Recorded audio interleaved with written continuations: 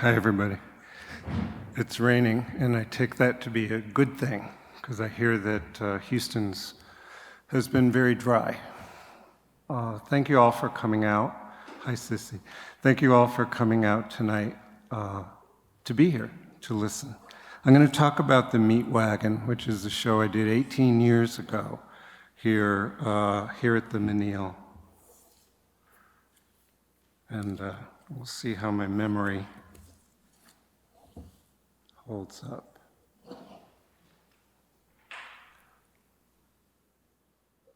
So this was the it was the introductory wall for the show, and on the left is the codicil to John de Menil's will, and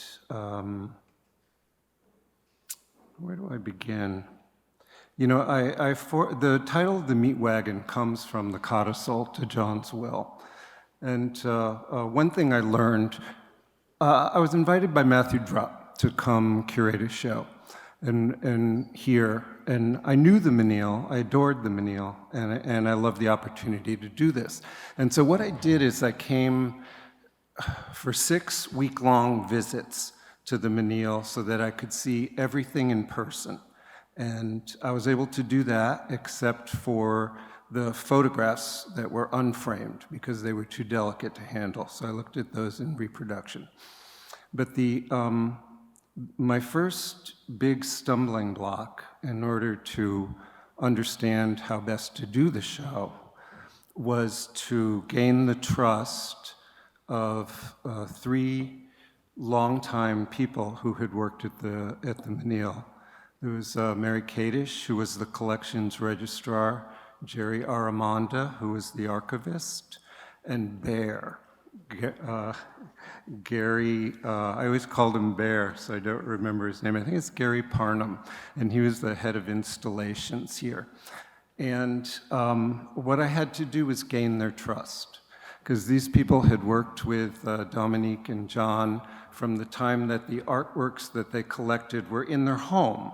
But there were so many things that they were collecting that they had to hire people to understand how to take care of them, how to archive them, etc. And these people had worked for the Menils for, some of them for 40 years, and they were very protective. They were protective of the vision of the Menils, and they were suspicious of me. What was I thinking? What was I going to do in this intervention in the Menil? And looking back at it, I think they were also maybe suspicious of the curator, Matthew Drutt. Like, what was he doing, and what was he bringing into the museum? But once I gained their trust, it was gravy.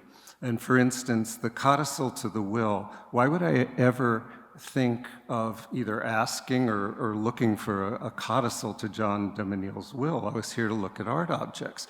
But once Mary got to know me, Mary Kadish, she was a very quiet, dignified person, and she came up and she said very quietly, handed me a piece of paper, and she said, "I think this is something that you might be interested in reading."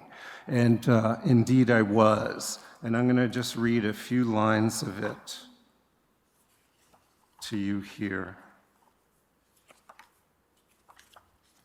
as soon as I find it.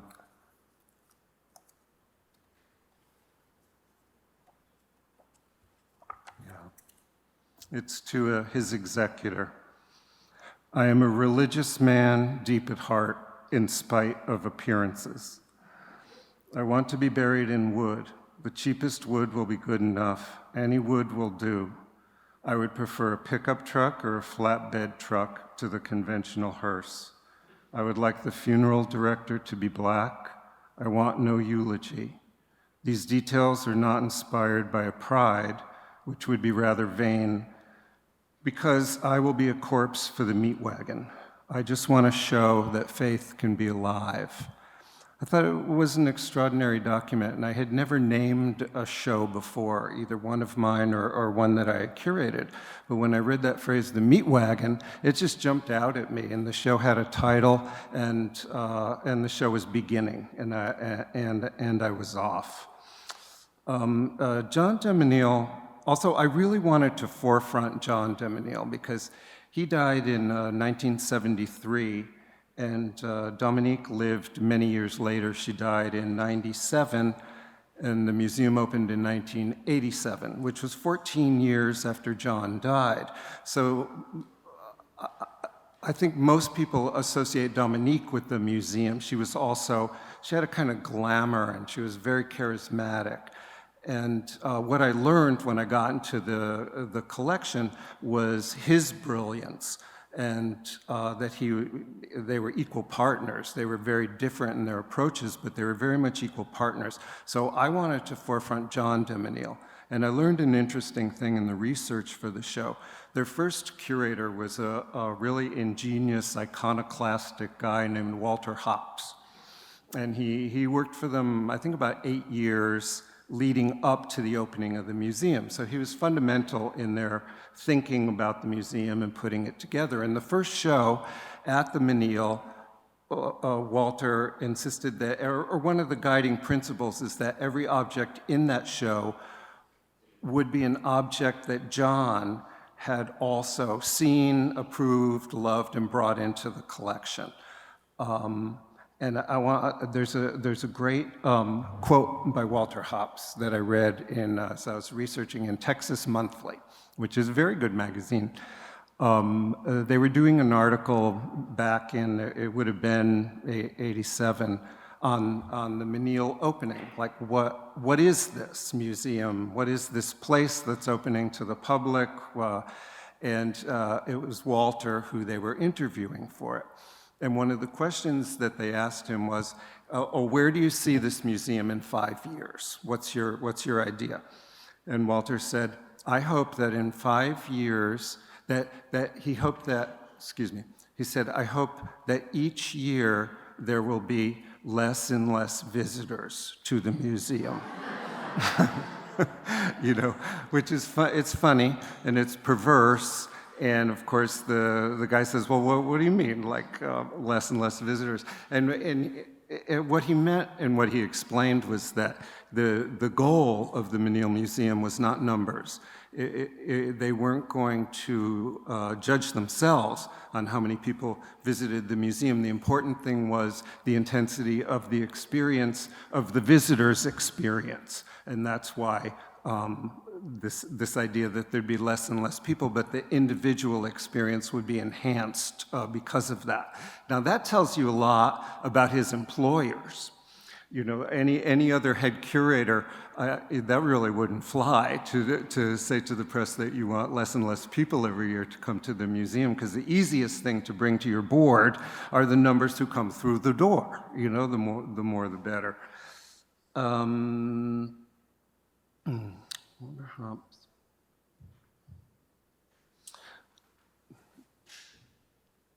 I'm trying to think whether to tell this story or not. So the curator, Matthew Drutt, he said to me, let me tell this other story first. I don't think that, I certainly wasn't the first artist that the Menil had invited into the collection. And in fact, I was very, very lucky to see a show. It's a fairly common thing now for museums to invite artists to come in to see their collection and to try to present some kind of fresh perspective based on the objects that they see and put things together in a way so that you see the collection a little differently, maybe things that have been occluded or not stressed. And I was really lucky to see a show by David McGee when I was visiting on one of the research trips, and it was called Deep Wells and Reflecting Pools. And it was it was drawn from one of the Menil's parts of their collection is their collection of images of blacks in Western art. And David drew from this collection to create this show, Deep Wells and Reflecting Pools. And I love the name of the show because it describes two things, deep wells and reflecting pools, but it's really one thing. It's because you look down deep into the well, but yet the surface reflects up. And to me, that's a lot about art. It's about one thing that can contain contradictions, and it's asking you to also be the person that can contain contradictions. This thing's true, but this thing's also true, and I think that that's a lot of what powerful art does. And the great thing about seeing Dave's show is that I saw that he was using works from the collection that I was thinking of. So he was covering things that didn't need to be covered again. So it really helped me in my choices for what I was going to do.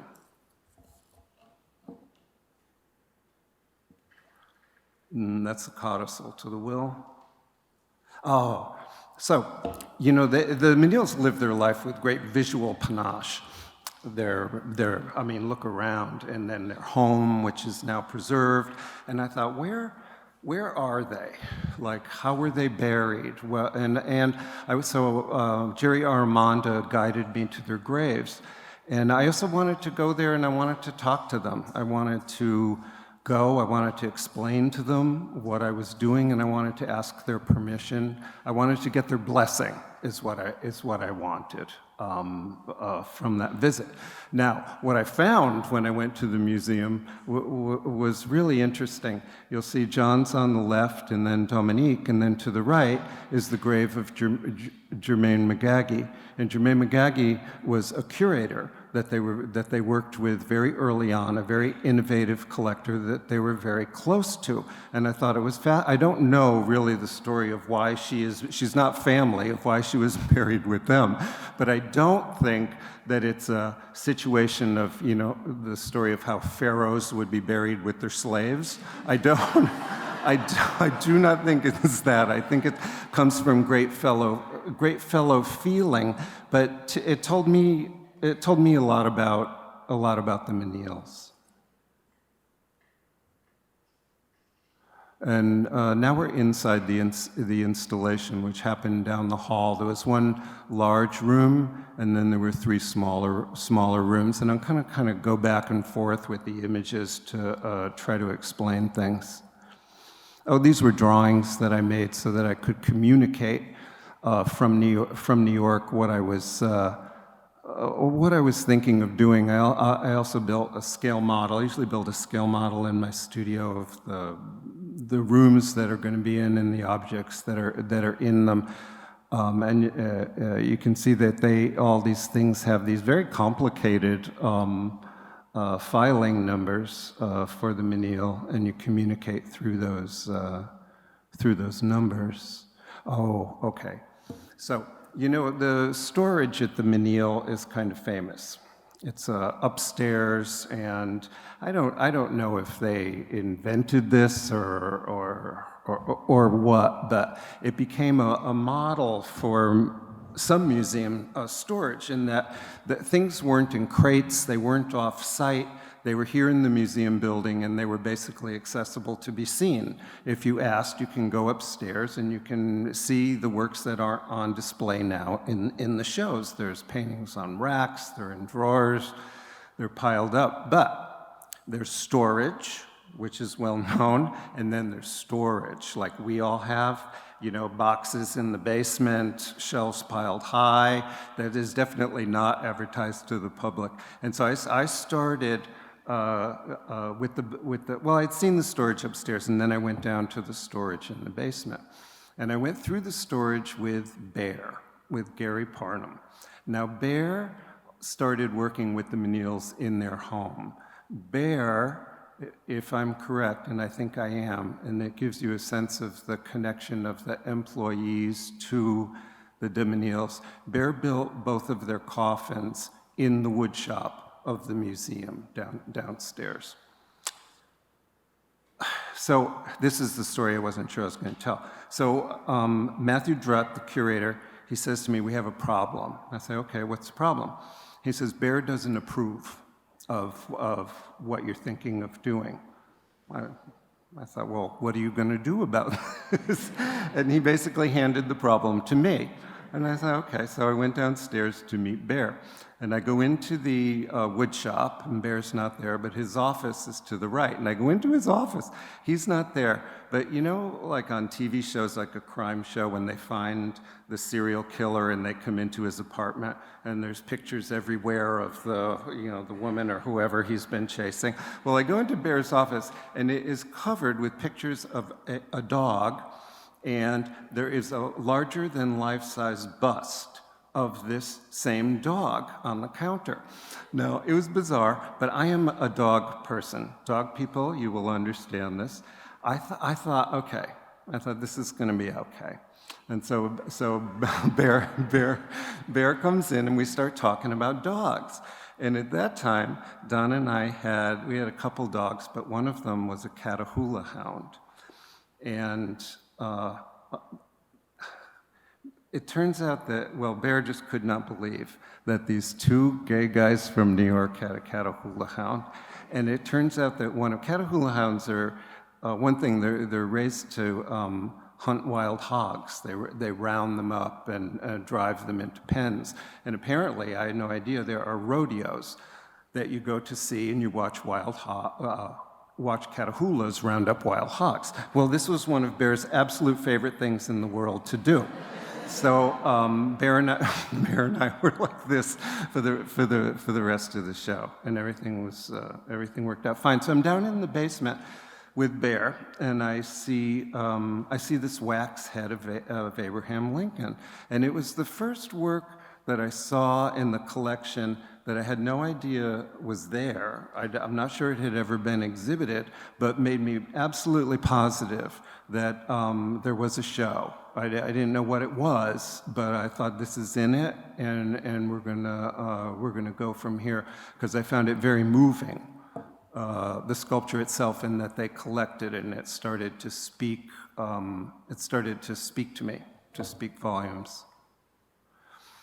In that same room downstairs in the storage, there was some shelves, and this was on the shelf, and it's an oxen yoke from Europe. Aside from being like a fascinating handmade wooden object, you know, it was for beasts of burden, and it was stored on the same shelf, a very high shelf, and it was stored on that shelf were stored slave shackles and bills of sales of slaves with the oxen yokes. And I don't know how intentional that was or not, but they had a resonance with each other, the beast of burden metaphor, shall we say.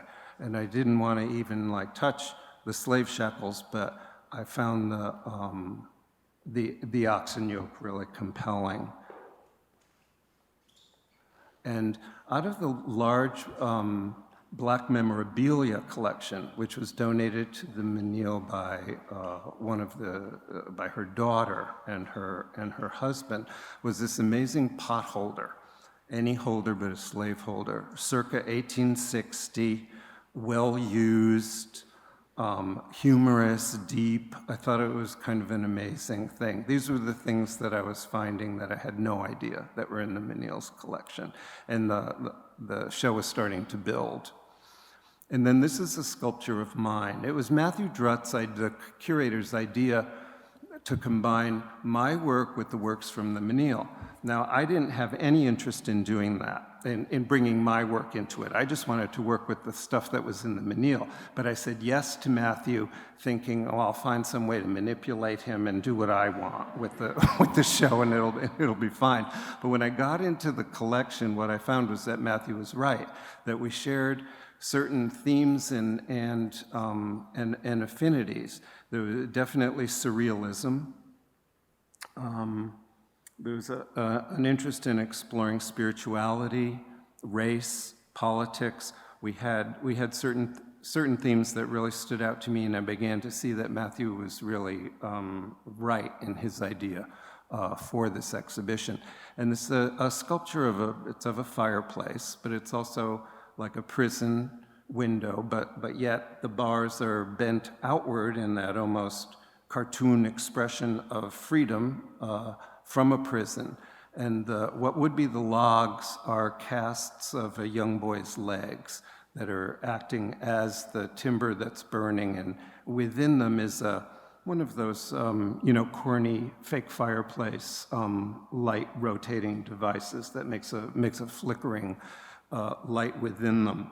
And I'm going to go back to the installation view. Up. And so you had the fireplace with the children's legs, the Lincoln head. Above the fireplace was a small crucifix. There are many crucifixes in the Menil's collection, and many body parts, which was also something I had used body parts in my sculpture too. But many crucifixes. They were people of great faith. And I just thought that was fascinating, that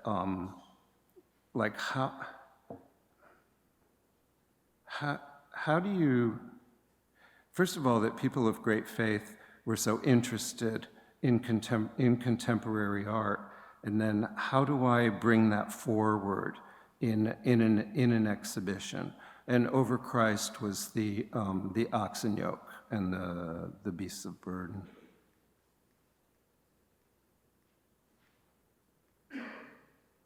It's another shot to the right of what we were just looking at. On the left is this. It's on top. It's a beautiful Magritte drawing in purple crayon, very delicate. Can't be out in the light much. And it's of, there it is. It's both a pair of shoes and feet. And underneath it was a medieval axe from, I think it was the early 1600s. And, it's funny, now when I look at it, the first thing I think, 18 years later, is, oh, the axe must have cut off the feet. And even though the feet aren't cut off, they're very well crafted kind of boots with, tags on the back to pull them up. But I never thought of that when I put them together. I just thought I had an image of Dominique. I didn't know her. I met her once to shake her hand, but I didn't know her. But I just love the image of this elegant older woman buying a medieval axe and appreciating it. Oh, on the other side of the room, I'm gonna read this. The drawings in the center. Late in 1944, a close friend, Charles Howard is the artist who made these drawings, and the drawings were never shown before. And I loved this aspect of the exhibition, that I could bring things forward that were in the collection that had never been seen. I'd never seen them, but the public hadn't seen them, and they hadn't shown them.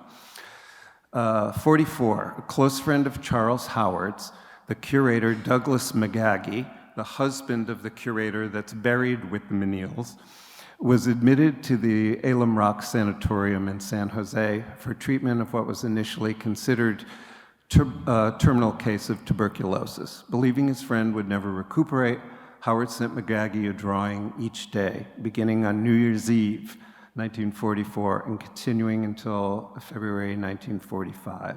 The first one is inscribed, "To the Absent Friend." And we've selected 12 of those 54 drawings. And McGaggy made an unexpected recovery because of antibiotics, streptomycin, and he recovered from it. Now the drawings, they were very simple, surreal in nature. Each one was like on a piece of inexpensive copy paper, like 8.5 by 10. And some of them you can see it, and each one had 2 folds. So it was folded once, folded another time, put in a business envelope, and sent to this guy in the sanatorium. And I thought the phrase, the first one was inscribed, "To the absent friend," was significant. He didn't write "to my absent friend." He wrote "to the absent friend," meaning he was a friend to a lot of different, I took it as he was a friend to a lot of different people. And I thought the gesture of sending a drawing to a friend every day was just such a touching tribute. And then the drawings, what is happening here? I can't quite tell. Sometimes I think that you're looking out from inside your own head as your hand is about to feed your mouth with what? Like a small whole bird in the spoon? I don't know. Each one is really funny and really unique. And here's a woman who you can kind of see through, who has a very phallic operating smokestack coming out of her as she primps her hair. And here, a beautiful drawing of an ear, and what I see is it's like the inner ear has been like pulled out and tied in a knot, which is a pretty great metaphor, frankly. And then this drawing I just adored. It's like, I love looking at art, and I love studying art history and discovering things. And in all that looking, I'm almost 70, and in all that, let's say 50 years of seriously looking at art, I have never seen this. I have never seen a painting or a drawing of a nose dripping. And it is an experience that all of us know. And I just thought that was fascinating. Yeah. And it's a beautiful drawing. Oh, okay, so hanging next to it were these two works. There's a Magritte, and then there's a sculpture of mine underneath, which is a sculpture of a bottle of gin. And I wanted to pair them together.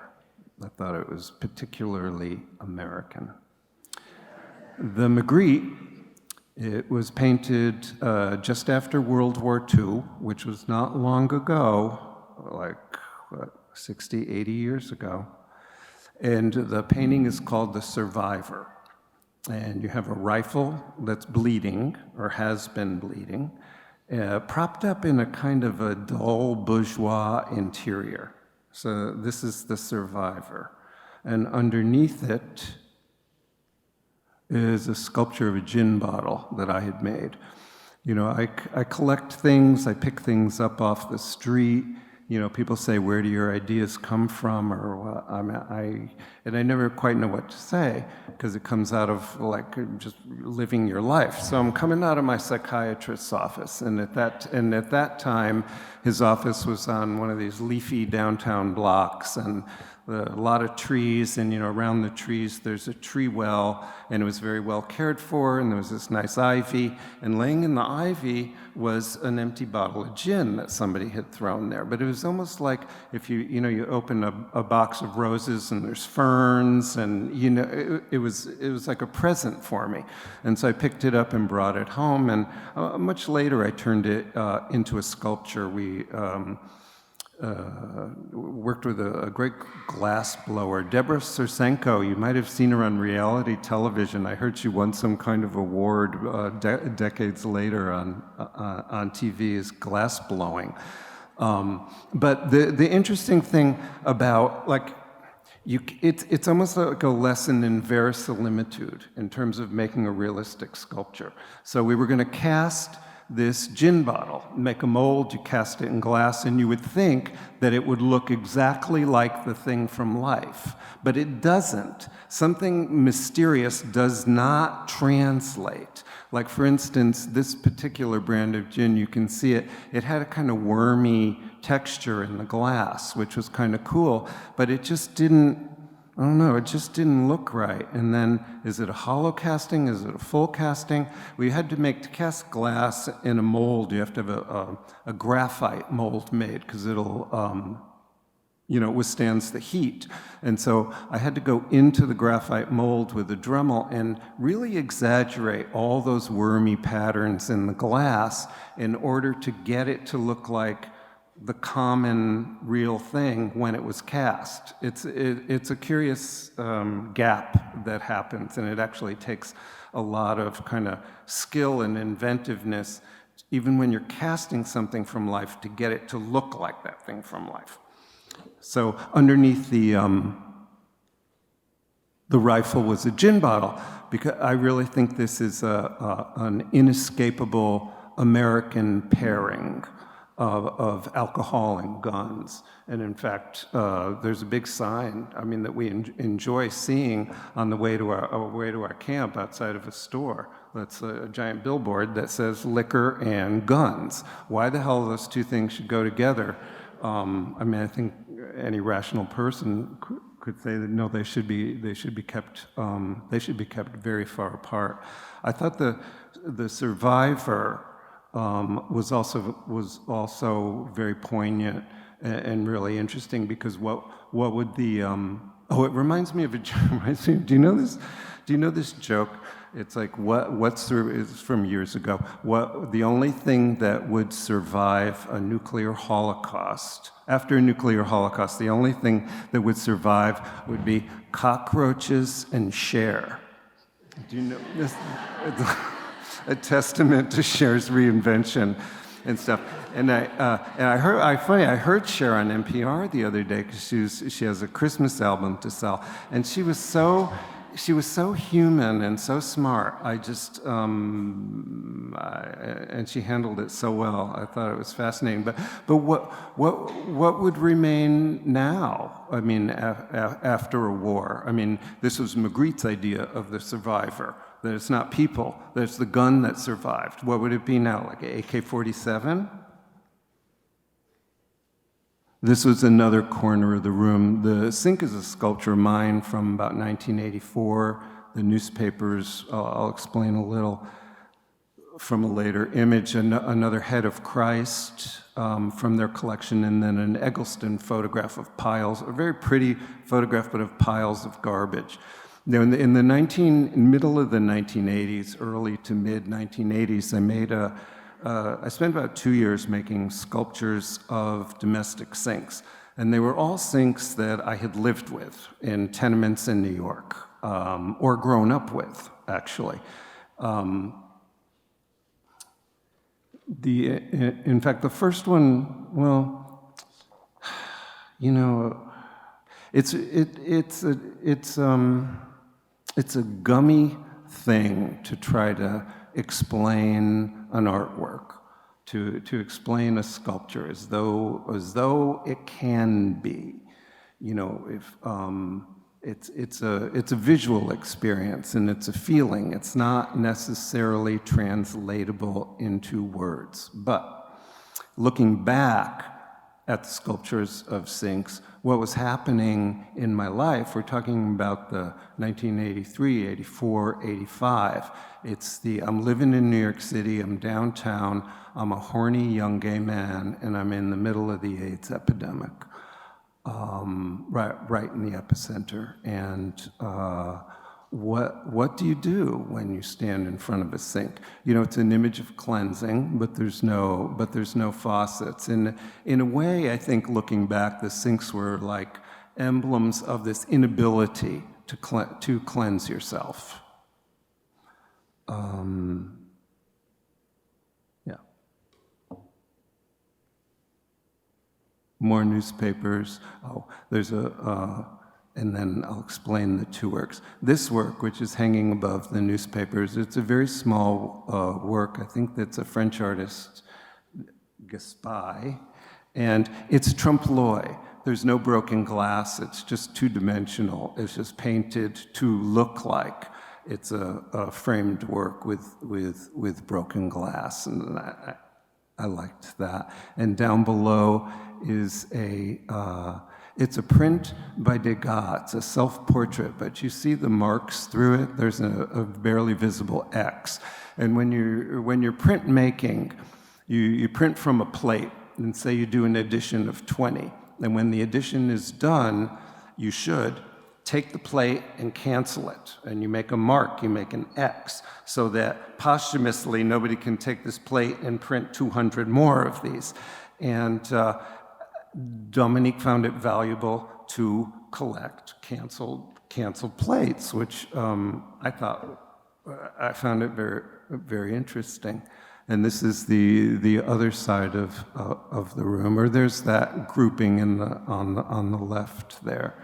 And then in the center was this. You know, there's so many different parts of their collection. It spans the years from 20,000 BC right up to the present. And speaking of John de Menil, one thing I learned that was amazing about him is that he had an almost preternatural ability to understand contemporary art in its time. And I can't.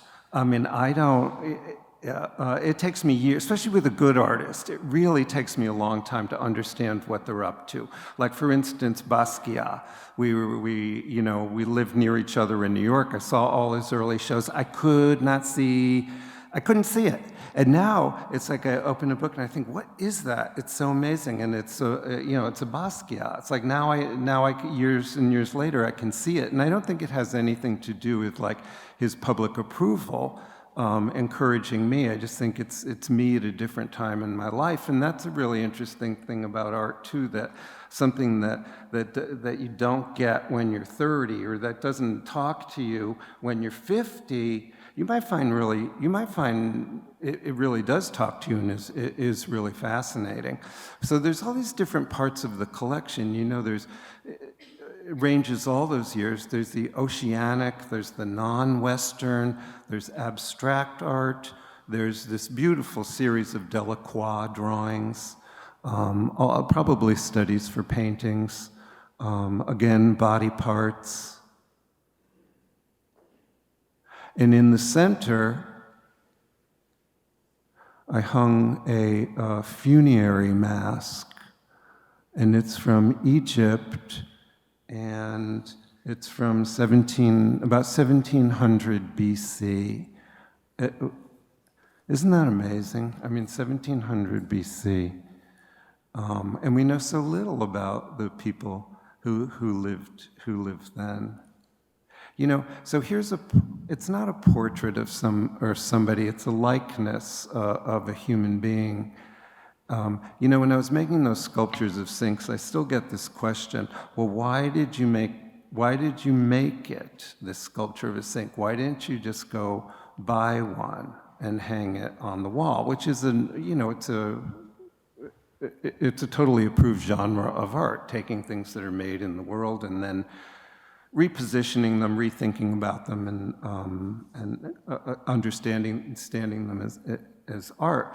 Whereas with those sculptures of sinks, I'm always very puzzled by that question, because to me it is so traditional. It's a portrait of something. It's like a bust. It's like a painting of a bowl of apples. It would be like saying, if somebody painted a portrait of somebody, well, why did you paint the portrait? Why didn't you just bring the person in? And you look at, but it's such a primitive human need to image your world, to image people, to image things, to image what's around you in the world, like the caves of Lascaux. Like, why did they want to image animals on the wall when they could see the animals outside? It's something very primitive. It also reminds me of a phrase of Dominique's, where she said that art was like air in terms of, to her, that it was that essential to her being here, her being on Earth, was looking at art, trying to understand it, feeling it. It was as essential as air. So I love this mask. And it was in between the Delacroix. So now we're in one of the small rooms. And there's another, this is a wood body part. And where are we? It's, this is from like 2600 BC. And obviously it was holding something. There's a hole in its fist, and again, then a Lucio Fontana painting on the right. And like now I look at it and I think, well, did the arm punch that hole in the canvas? Is that why it's there? And it never occurred to me, but of course, Fontana did take a knife and slash the painting, but it had nothing to do. Sometimes I try to present things that are seemingly opposite in nature and ask you to hold them in your mind together. It goes back to what I was saying about Dave McGee's deep wells and reflecting pools, about the ability to hold contradictory facts in your head at the same time. Oh, and then on the other side of the room, there's a very small sketch. Do I have a close-up? Yeah, it's a Mondrian sketch, and it's on an envelope, an opened-up envelope that he took, and I love the immediacy of it. Like, he needed to get the thought down on paper, and what did he have? He tore open an envelope, and then in the middle is addressed by Charles James. She collected, hired, and then saved the couturier dresses by Charles James. And these dresses, there's another one that, and you can see it a little more clearly in the other picture, and I don't have a close-up of it, but these dresses, from a sculptural point of view, unbelievable. Like because I can sew a little, but from a carpentry, like, you try to follow the seams in the dress of how it's sewn, and it's like a Mobius strip. I could not figure out how in the world these things were created. And I was told, I was introduced to these dresses by Liz Lunning, who was then one of the conservators here at the museum. And I don't know if it's true, but Liz told me that Ms. de Menil, she would either wear Charles James or dresses from Talbot's, like that was it. And these dresses are such a commitment to wear. I thought they were extraordinary sculptural things that she took on, literally took on her body and took on to take care of. And on the right is the sculpture of a closet that I made in, oh God, I don't know, about 1991. It's a sculpture of a closet with no door. And in a sense, it's very simple and it's self-explanatory as a gay man.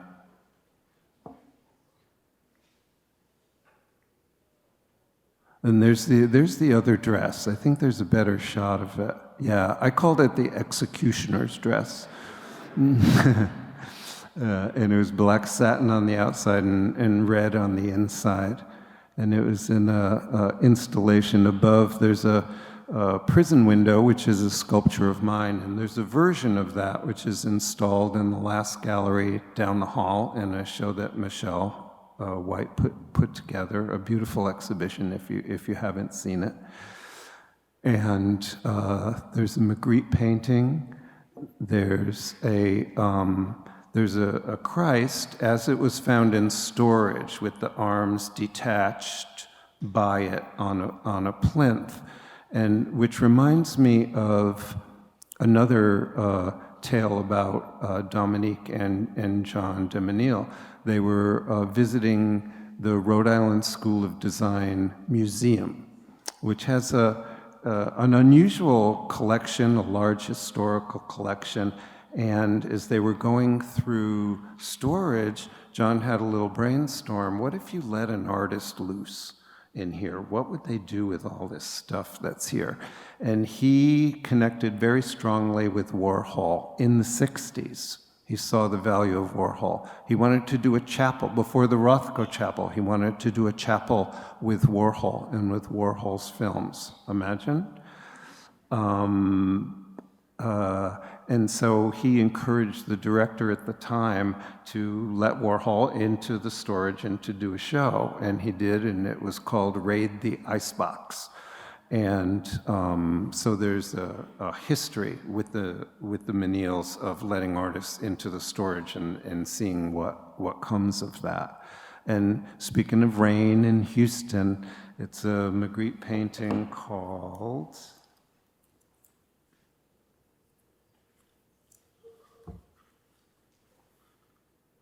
The Song of the Storm. And so the rain is above the cloud instead of below it and coming down from the cloud. Another one, and it's hanging in the surrealist collection down the hall. The executioner's dress, the hairy cheese, is up front, and in the back is piles of newspaper, and there's the hairy cheese that Rebecca referred to. I'm not on social media, so this was all a surprise to me that it's popular. And that drawing was by a French artist named Roger de la Frenay, someone I never had heard of. And not sure that the drawing had ever been shown. It's from the early 1900s, and it's called The Sick Man. And I just thought it was a very unusual and lovingly executed drawing. Okay, so here I'll explain the newspapers a little. They originated in a show that I did for the Dia Art Foundation in 1992. And the newspapers were all made by me. They aren't extant newspapers. They're all photolithography on archival paper.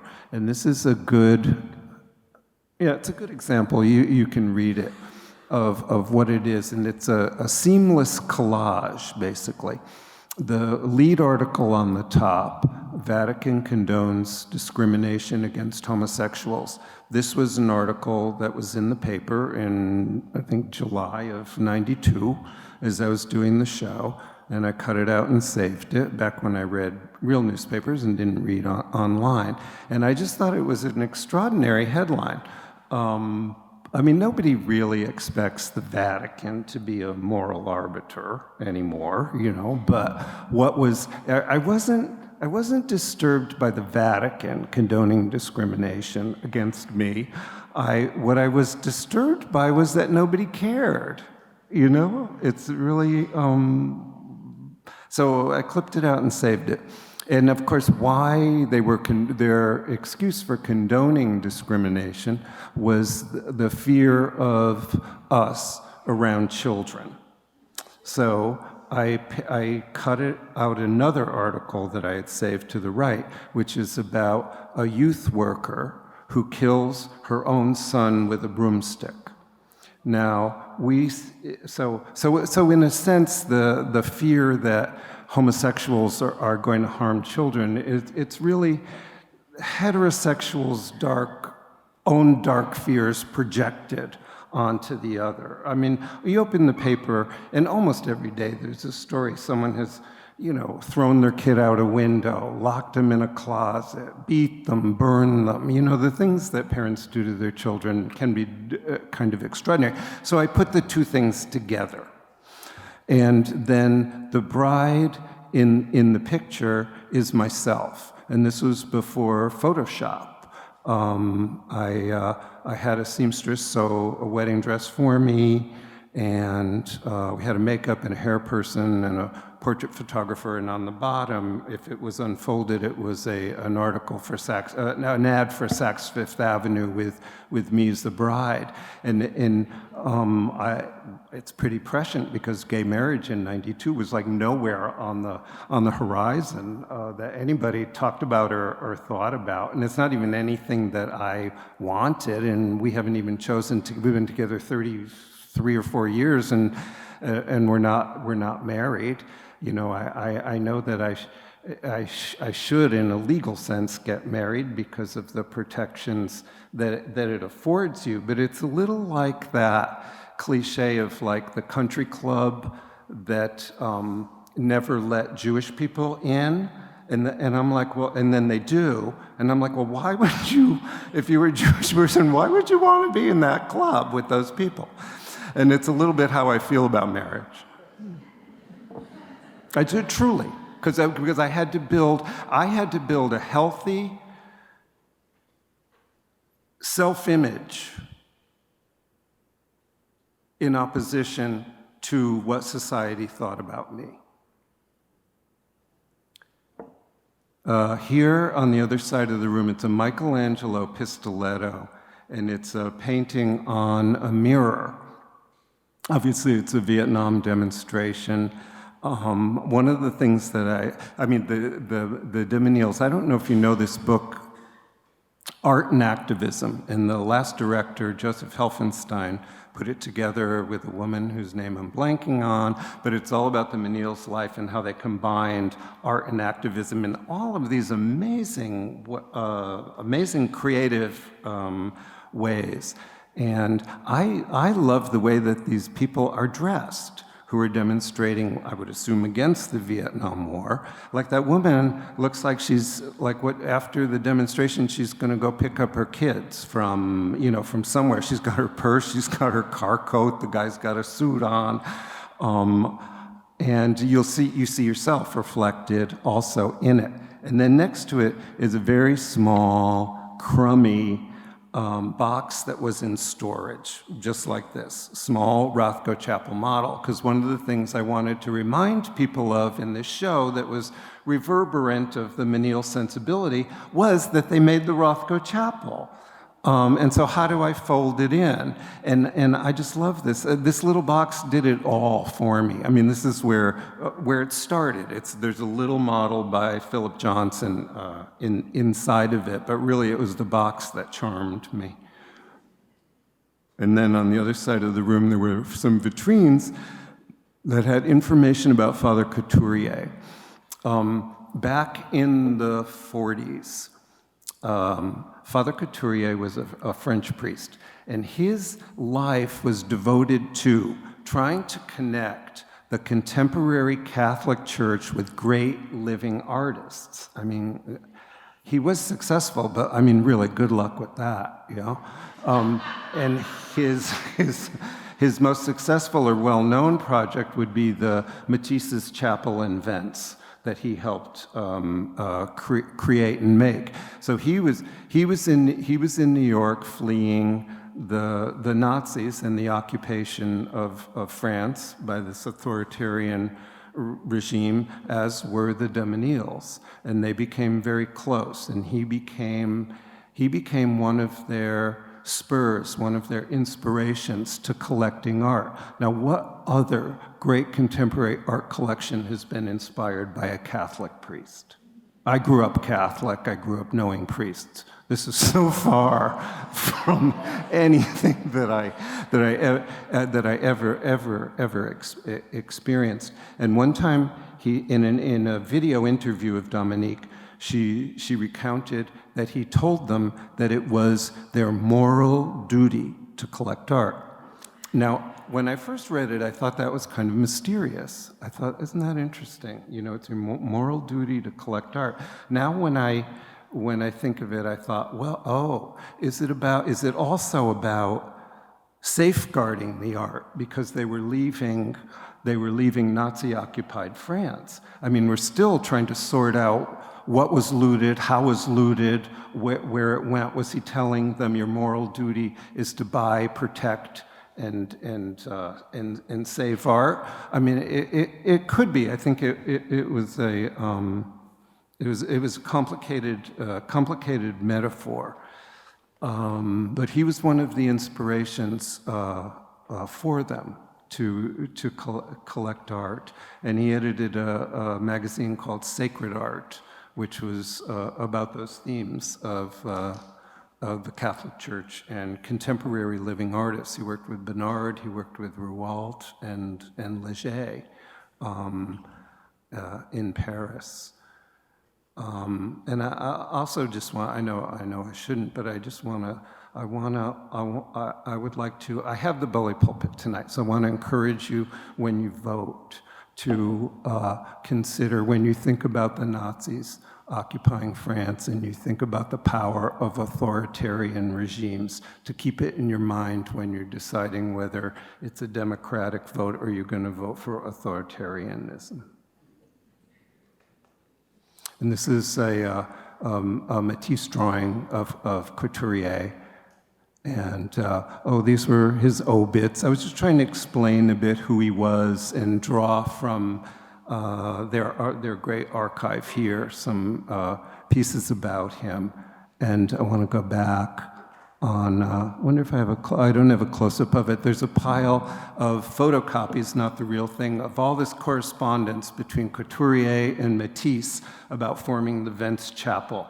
And in the writing, Matisse also makes these sketches. You know, this is what I'm thinking of. It's quite a treasure trove of stuff. And then I wanted to, you know, the de Menils were involved with St. Thomas at first, and then that was transferred to Rice University, and then it all was centered here at the de Menil. And so I presented a number of posters of exhibitions, of concerts, benefit concerts. I got to meet George Smith. He came to the opening of the show. It was a pleasure. This was a benefit exhibition for St. Thomas of the Lovin' Spoonful. Leroy Jones came and spoke. Steve Reich played in the Rothko Chapel.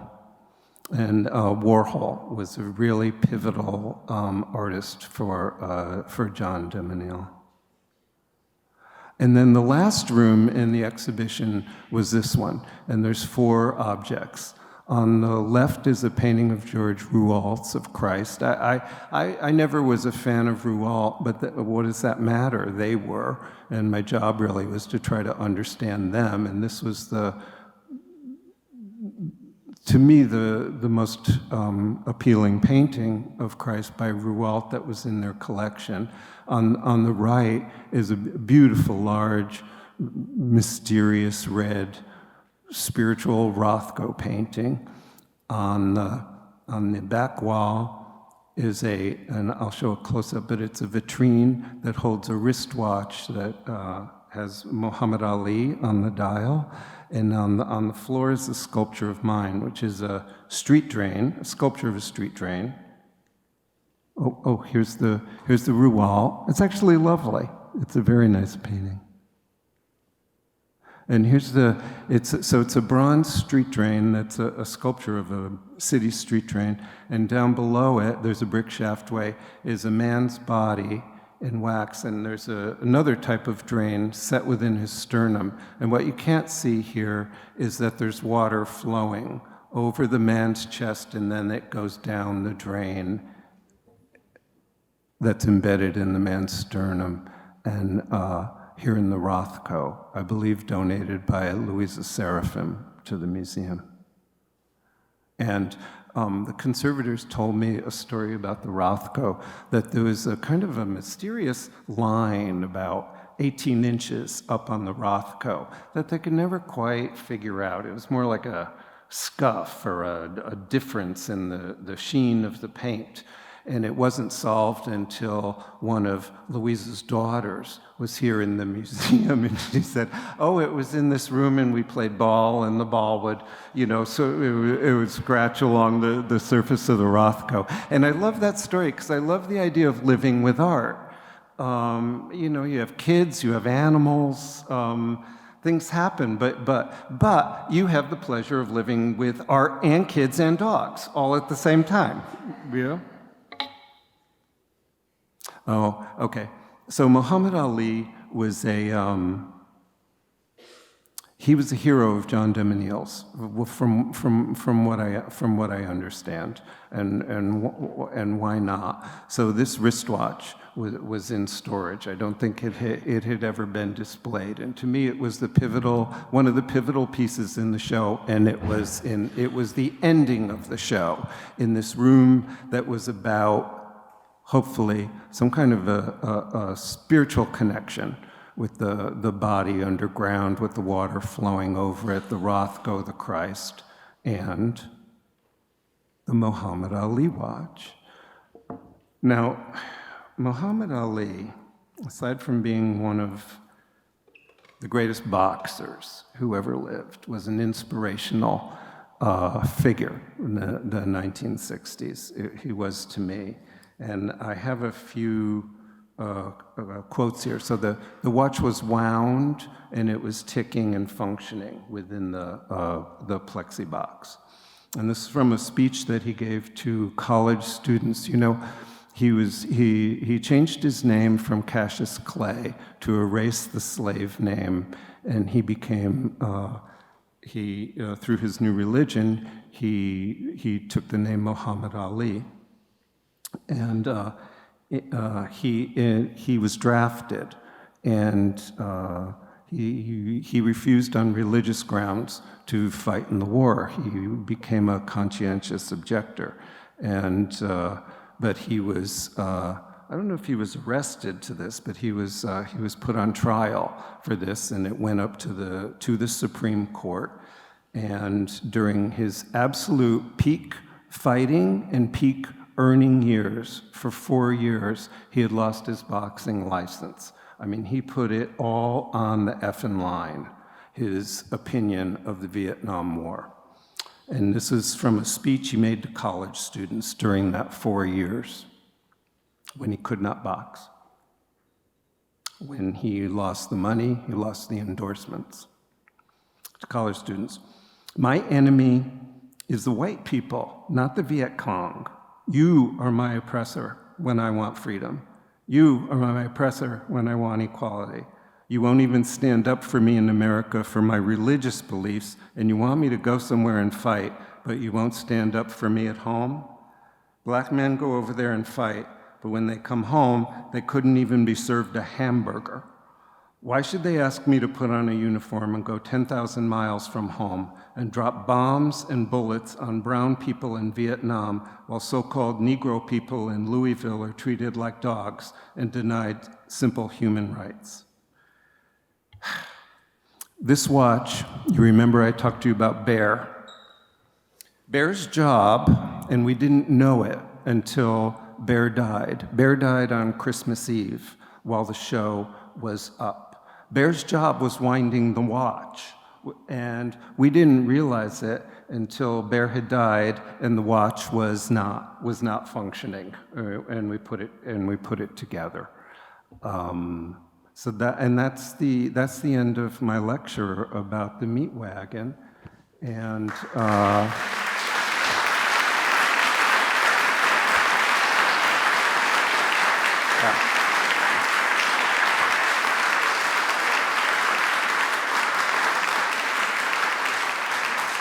I went a little over my allotted hour, but if there's a couple questions, I would be happy to attempt to answer them. There's one back here. I see a hand way back there. Right Hi. here. I think a microphone will come to you. Is that correct? There was a Catalan gold toilet that they discovered the thieves today, and I was wondering if you'd like to comment on that. No.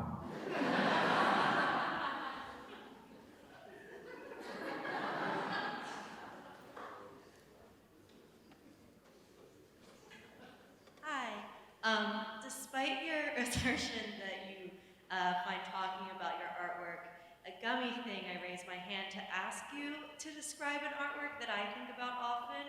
It's the butter baby in the Prada Foundation in the crib. And I don't understand it, but I love it and I think about it a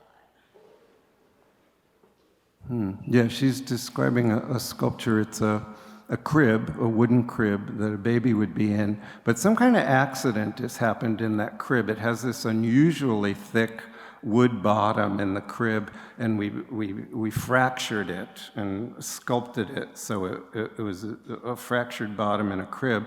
And then sitting in it was a big stick of butter that was wax, and then green apples.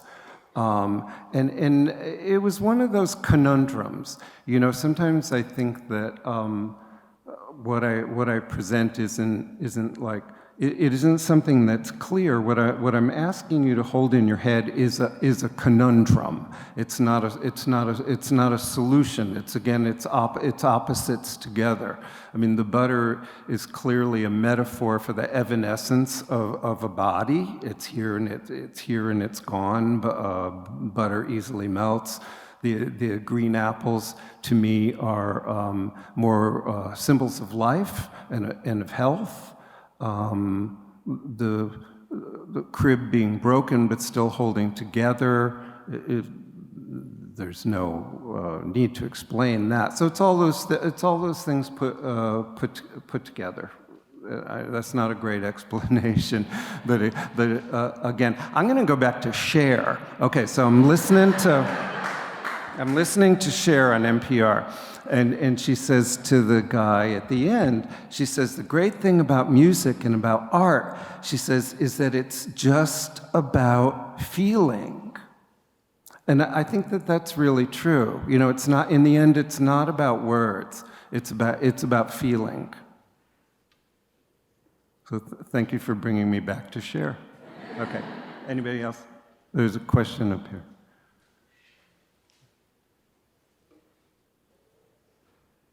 You talked about how at various times you push the limit and people are like, okay, you can go there. Was there ever a point at which you were told, no, that's sacred, you can't do that? Well, this is a little sideways, but when I say that to myself, like I have an image in my head and I think, oh, Bob, you can't make that, then I know I have to make it, and in a sense, I've struck gold. But it doesn't mean, what I learned is that it doesn't mean I have to show it or sell it, but I need to make it.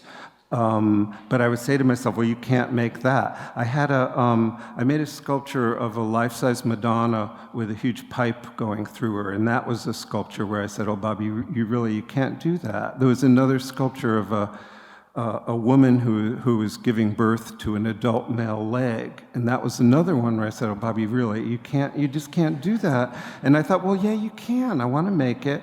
So I made it in private. I made it away from my assistants, and I thought, I want to see this. I don't have to sell it. I don't have to show it. But I think you're talking about maybe an institutional no.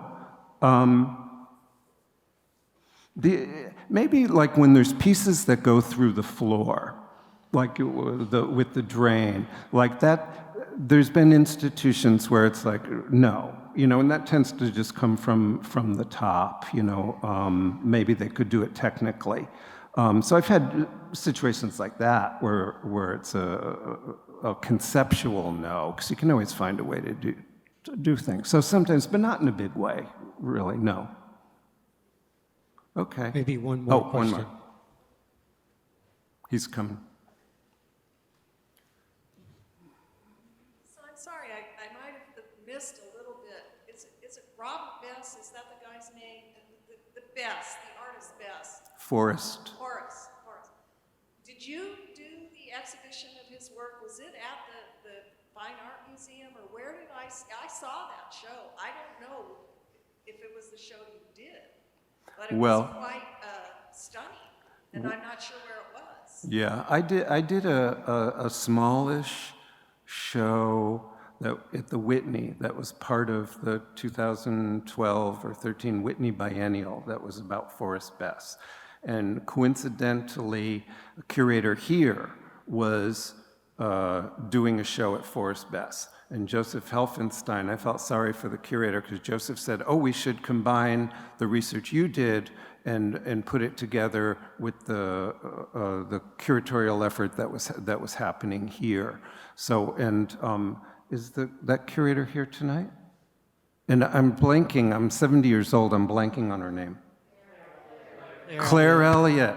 So I'm so sorry, Claire, if you're here. So it was really Claire's show with this kind of intervention of mine, and it was here at the Menil, and I think it traveled to. I think it went to L.A. I think it went to the Hammer, in L.A.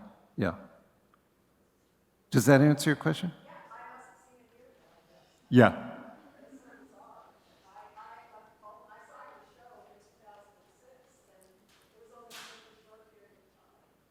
Uh-huh.